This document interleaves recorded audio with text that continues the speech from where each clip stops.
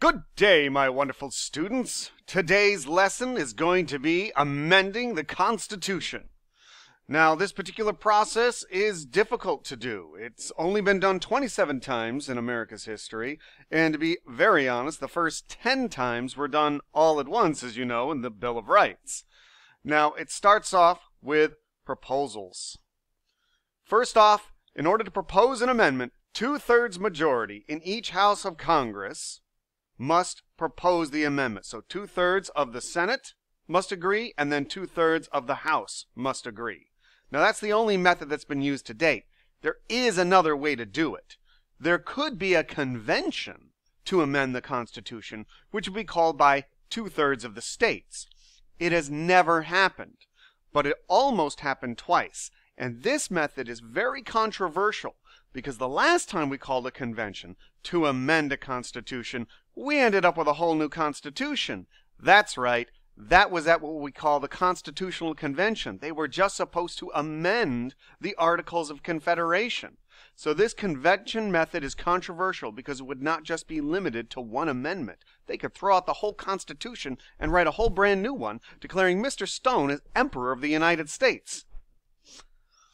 Ratifying amendments. Now, once the amendment is proposed, then it has to be sent out to the states to be ratified. And 3/4 of the states must approve it. Now, 3/4 of the states must approve it. That can be done by either state legislatures or a state calling a special ratifying convention, and 3/4 of the conventions then approve the amendment. Now, there's only been one amendment approved by ratifying conventions of the states, and that's the 21st Amendment. That's the one that repeals prohibition. That's the one that gets rid of prohibition. Now, if a state rejects an amendment, it can later change and approve it. And you might be asking, well, when's that ever going to happen, Mr. Stone? Well, actually, all you need to do is a state says no, and then in the state legislature, there's an election, and the election brings in a new group of legislators who then say, no, wait, we want to change that vote. We want to ratify that amendment. Now, during the time of the Equal Rights Amendment, the ERA, a question came up as to whether or not a state could withdraw its approval after it ratified an amendment, because some states had ratified the ERA, and then after after state assembly elections, the new legislature wanted to withdraw that amendment. Now, the courts never resolved that issue, and the amendment was never ratified. And I already mentioned, only one amendment's been ratified with convention amendments. Now, Congress sets the rules. It decides which ratification method will be used when they propose the amendment. Congress also decides how much time a state has to ratify an amendment, which is currently 7 years. Fun fact, in the first 10 amendments of the Bill of Rights, they didn't actually submit only 10 amendments at the beginning of the Constitution. They submitted 12 amendments, and only 10 of them were ratified. And one of them, and none of them had a ratification time limit. And so one of them was found again in the 20th century, and it was eventually ratified in 1992. That's right.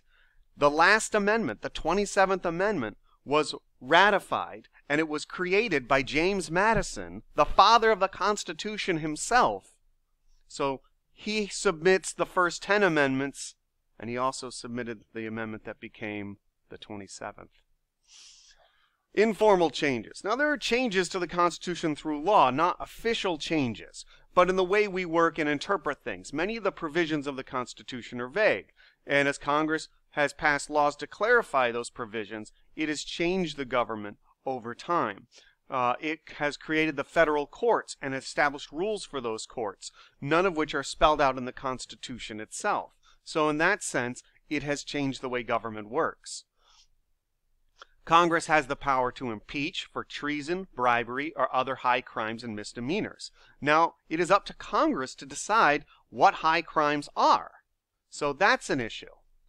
Another one is presidential succession. Now, in 1841, William Henry Harrison became the first president to die in office. And the vice president, John Tyler, assumed the powers of the president. But some people stated he's not actually the president.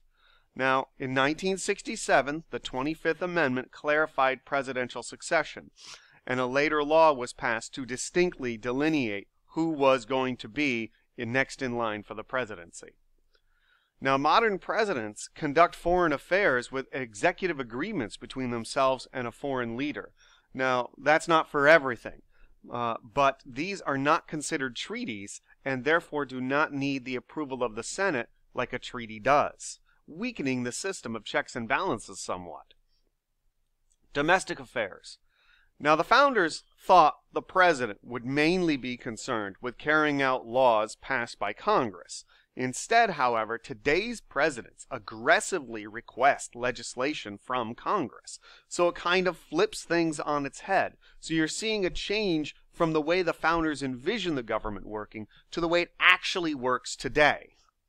This gives more power to the president because now the president basically sets the legislative agenda, not Congress. Judicial review, the ability to declare a law unconstitutional. Now, there's a couple of philosophies here. One idea is called judicial restraint. That idea says the court should uphold any act of Congress unless that law clearly violates a specific part of the Constitution. Basically, the idea is, does the Constitution specifically say anything about this? Does the law specifically violate it? If the law violates it, then you got to declare it unconstitutional. But if the Constitution doesn't mention anything about it, then it's legit. Now, judicial activism is the idea that the court should play a role in shaping national policies. So there's arguments over this because some people want to say that, well, this is the spirit of the Constitution. And other people say, well, no, that's the job of the Congress to pass laws. The courts are just to interpret the laws. If the courts could pass laws, that grants too much power to the Supreme Court, which is not elected. In the 1920s, conservative justices took activist positions to stop government interference in the economy, what they saw as laissez-faire. In the 1960s, liberal justices took activist positions to advance civil rights, what they saw as what the meaning of the Constitution was. Changing court rulings. Now, social and political conditions of the times affect a court's interpretation of the Constitution. Famous example of this is Plessy versus Ferguson and Brown versus the Board of Education. Now, from the images here, you see Plessy versus Ferguson was the ruling that stated that segregation was legal. And years later, under Brown versus the Board of Education, segregation was banned. A later Supreme Court overturned the earlier ruling, and with the changing ideas of the times. Through custom and usage. Customs have developed since the Constitution was written that affect our government.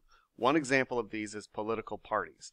Now, you must remember that early on, political parties were seen as bad things. They were seen as factions in the government that would actually pull the country apart.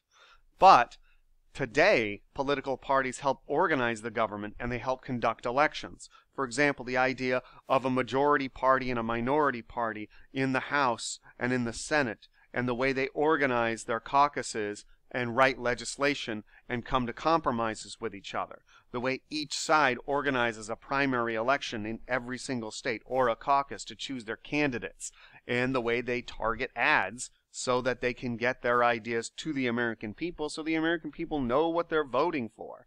Now, whether you think these ideas are bad or good, this is the way they are, and they certainly affect the way the system runs.